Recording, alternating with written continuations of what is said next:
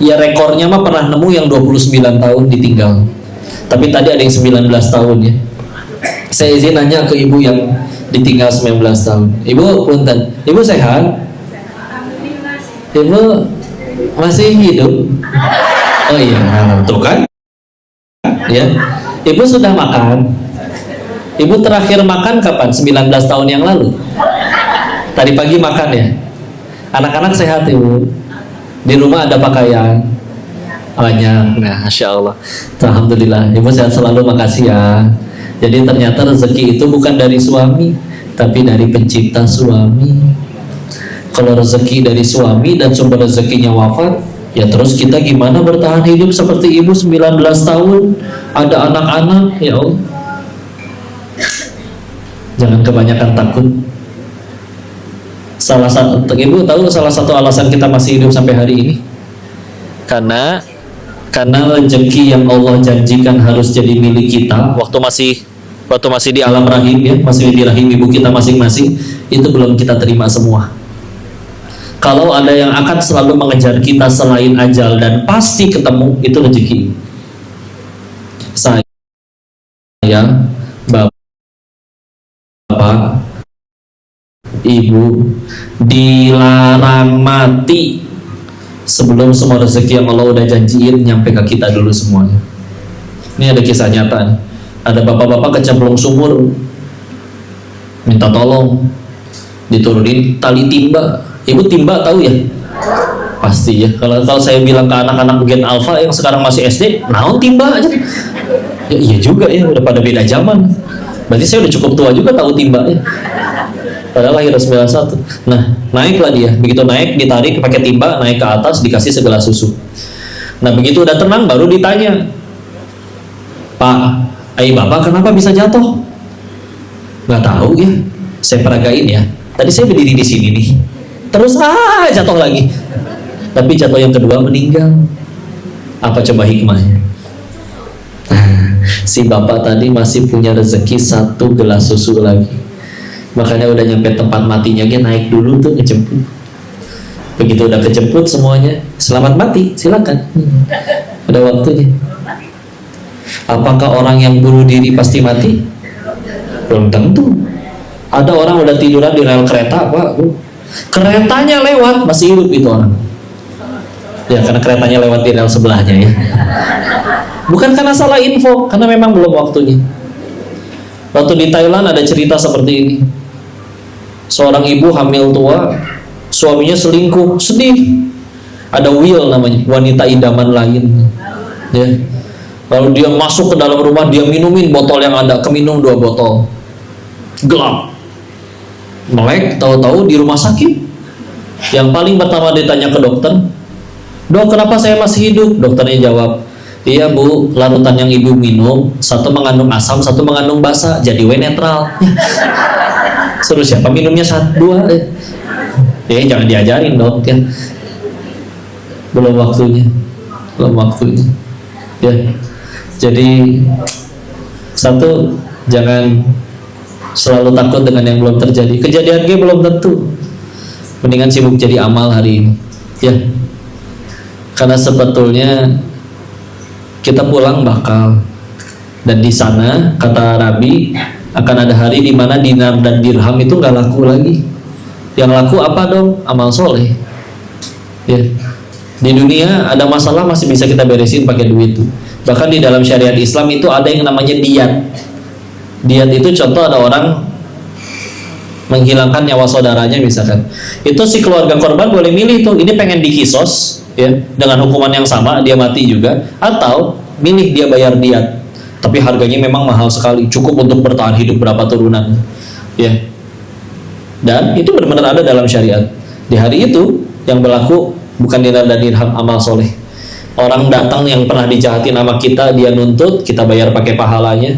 Pahala kita habis, maka dosa-dosa dia diangkut sama kita. Kebayang kalau dituntut 1 orang aja kita udah habis pahalanya gara-gara ibadah kita segitu-gitunya. Dan begitu ngelongok ke belakang, aduh masih ada ratusan juta orang lagi, karena dia mimpin ratusan juta orang. Aduh ngeri ya. Makanya agak heran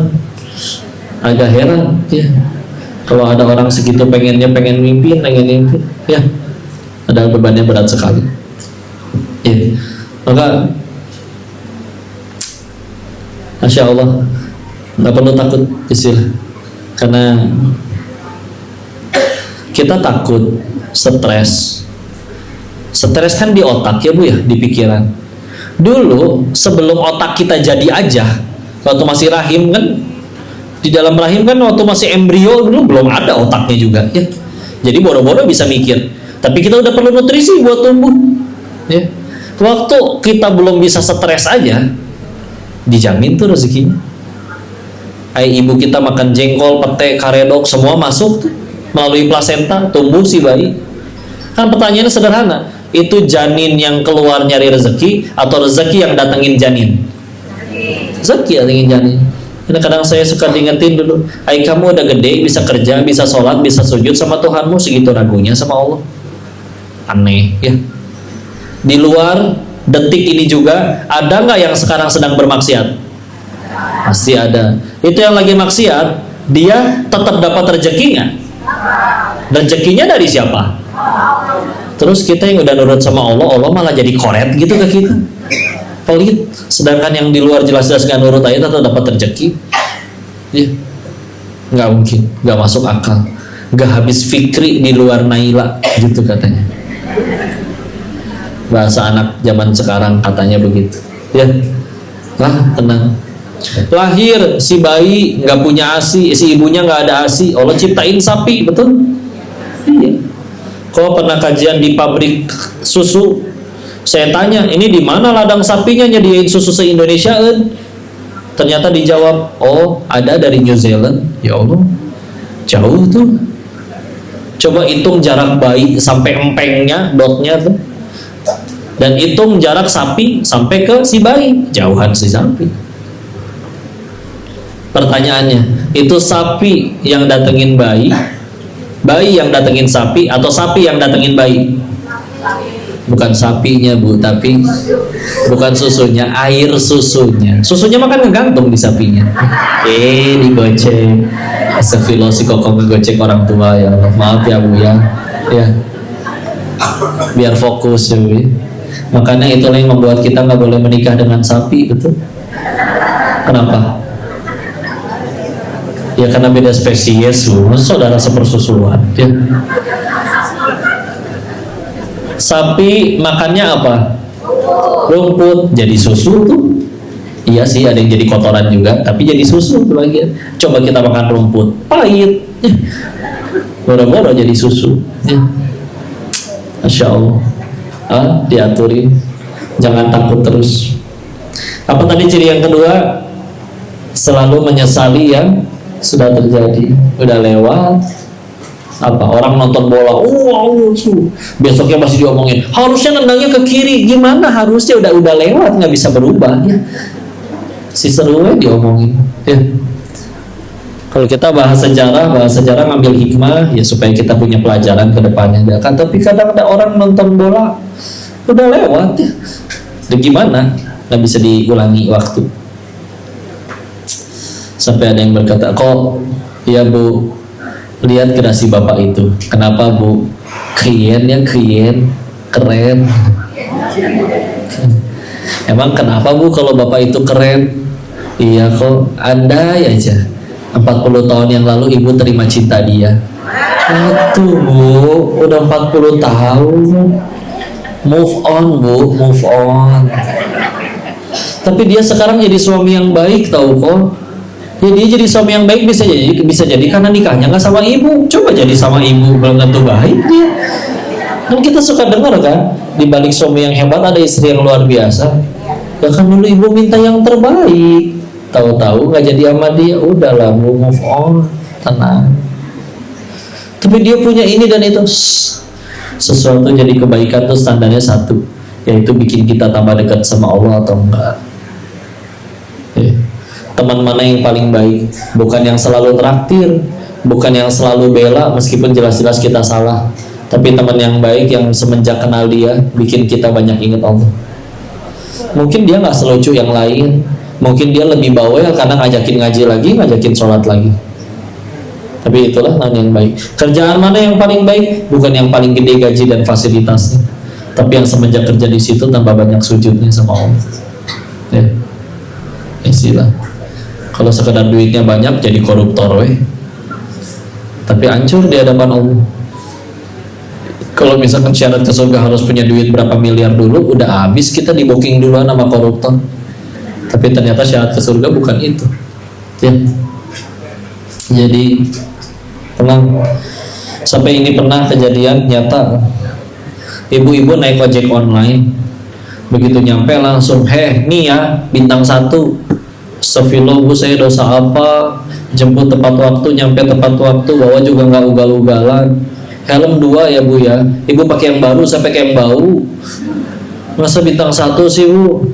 Si ibunya buka helm. Karena dulu kamu nolak cinta saya, tahu nggak? Mantan dewa ya.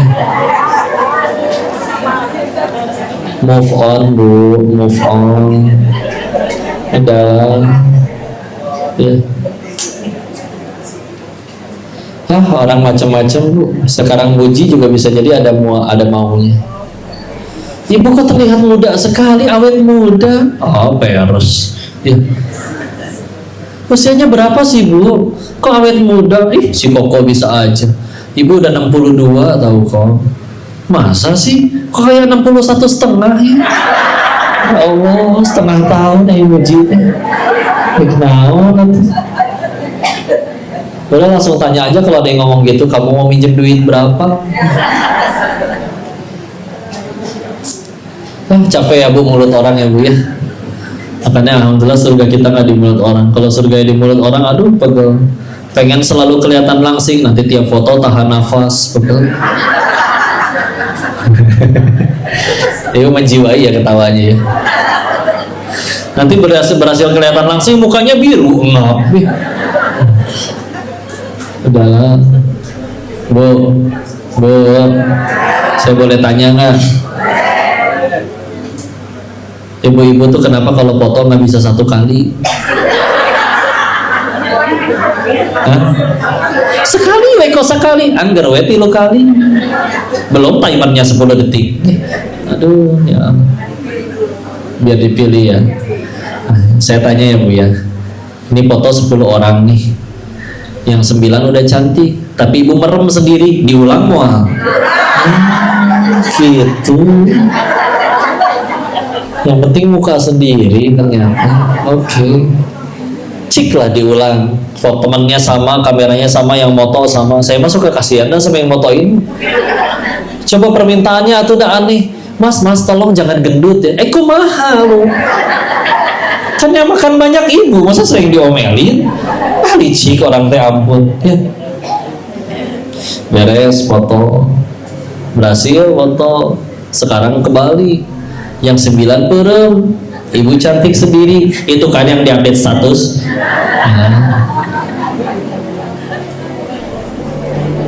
Ras terkuat di muka bumi ya. Insya Allah.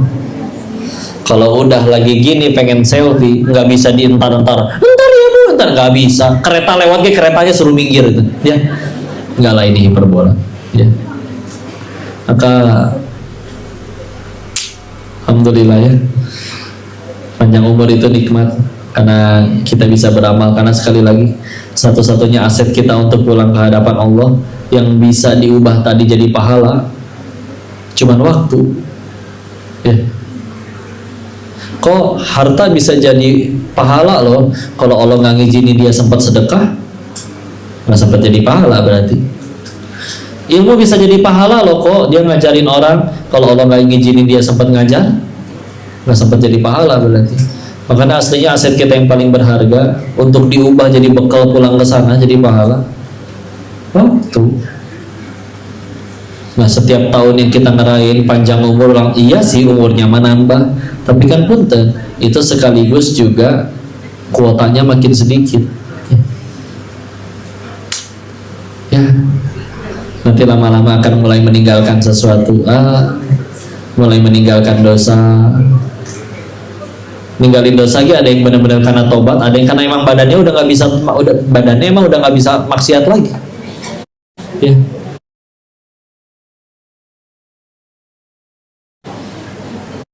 Gimana? Misalkan laki-laki kan masih muda, katanya orang good looking, apa segala macam tampan. Terus gimana? Pengen ganti istri tiap hari? Nanti akan ada harinya wanita mudanya nggak mau sama kita karena kitanya udah kisut. Nggak bisa. Jangankan gonta-ganti istri tiap hari, akan ada harinya kita makan emping asam urat, makan rendang kolesterol, makan beling apalagi. Siapa tahu kerjanya kuda lumping ya. Jadi udahlah, move on. Karena kalau enggak nanti GTA, galau tiada akhir. Dia hidup hari ini tapi mikirin masa depan, stres, takut, mikirin masa lalu, ngambek. Jadi hari ini embung ngapa-ngapain, embung orang embung stres, andai aja dulu. Yang lain produktif, dia madesu ya. Udah, tenang aja, kumpulin bekal. Kita tahu kemarin Ramadan dan betapa banyak keutamaan Ramadan. Dan kebayang Bapak Ibu udah ngalamin berapa kali Ramadan? Coba. Masya Allah.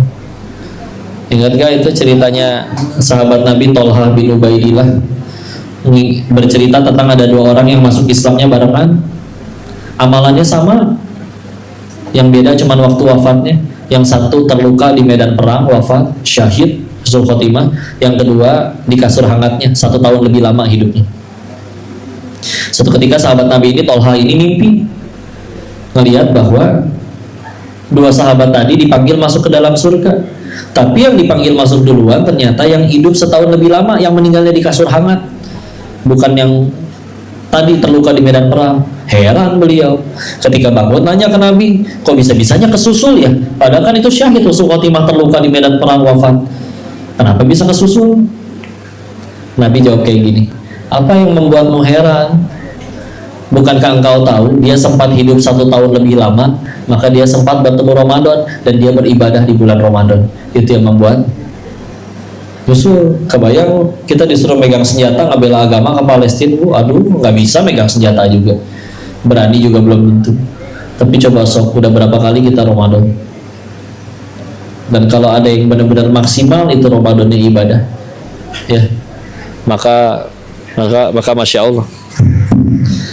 Allah, keutamaannya, ya, begitu, ya. Alhamdulillah. Kalau udah tahu semuanya, kalau udah tahu memang semuanya Allah yang aturin, terus buat apa dong kita capek-capek ikhtiar? Tadi di sini ada yang dokter, Pak Dede dokter gigi, misalkan tahu-tahu datang ke tempat pasien, dok, kalau kata Allah saya sembuh, dokter nggak datang juga saya sembuh loh. Ngapain dokter tengah malam datang kayak gini? Kau gede misalkan ya. Enakan juga tidur di rumah. Bodoh dokter mah, enakan juga tidur, pasiennya ngeliat ya. Nah buat apa kita capek-capek ikhtiar padahal yang nyembuhin kan Allah. Maka kita capek-capek ikhtiar meskipun apapun yang nentuin adalah Allah. Tujuannya adalah agar jadi amal soleh. Kita malah lagi ngumpulin amal. Contohnya kayak gini ya, misalkan ada orang yang seumur hidup doanya selalu dikabul, nggak ada yang nggak dikabul, tapi nggak ada satupun ucapan, tindakan, perbuatan yang jadi pahala, jadi amal soleh. Berarti meninggal bawa naon? Iya sih dapat hartanya, iya dapat jabatannya, tapi emang gituan laku di hadapan Allah. Atau bisa jadi nanti ada orang yang seumur hidup lebih sering nggak dikabul doanya, tapi dia tiap kali berucap, bertindak, berbuat semuanya jadi pahala, jadi amal soleh. Gak peduli nih orang baik ke kita atau enggak, dia mau balas budi atau enggak, udah buat Allah aja. Meninggal bisa jadi dia yang paling banyak bekalnya. Ya, udah. Kita mau bukan di tempat tinggal, tapi sedang di tempat meninggal. Dan bukan berarti nggak boleh bahagia di sini. Tapi Allah memang tadi udah nyediain tempat bahagia yang sejujurnya, yang sebetulnya namanya surga. Sekarang di dunia ini kita lagi di audisi untuk nyari tahu siapa yang paling pantas pulang ke tempat bahagia tersebut. Ya, mudah-mudahan Bismillah bisa husnul khotimah semuanya ya. Dan cara untuk husnul khotimah, cara terbaiknya selalu ingat Allah. Ya, selalu ingat Allah. Jadi akhirnya semua perbuatan jadi ibadah. maksiat, nah ingat Allah. Ibarat orang bu pengen selingkuh bisa nggak jadi bu gara-gara ketahuan orang. Ada orang pengen nemuin selingkuhannya di hotel, di lobi ketemu tetangganya, bapak, kok udah di sini? Ayo, istrinya di rumah mau ngapain? Mau nggak mau harus bohong, mau ngasih surprise. Ih, cie, suami hebat, cie. Ya udah dadah, udah dia pulang. Coba, gara-gara ketemu tetangga bisa nggak jadi itu selingkuhnya. Di WA selingkuhannya. Kadang namanya diganti ya, tukang galon. Ya, paket COD. Maaf sayang, ada tetangga di bawah, aku nggak bisa ke atas, nanti ya. Padahal kalau kita mau jujur, itu yang maksiat pasti tahu. Kalau ditanya, Allah, kamu tahu nggak sih Allah ngeliatin kamu terus pas lagi begitu? Tahu, nggak mungkin enggak. Tapi Allah tahu dia bisa tetap jadi maksiat. Tetangga satu nyaris tahu bisa nggak jadi maksiat. Padahal surga kita bukan di mulut tetangga. Naudzubillah.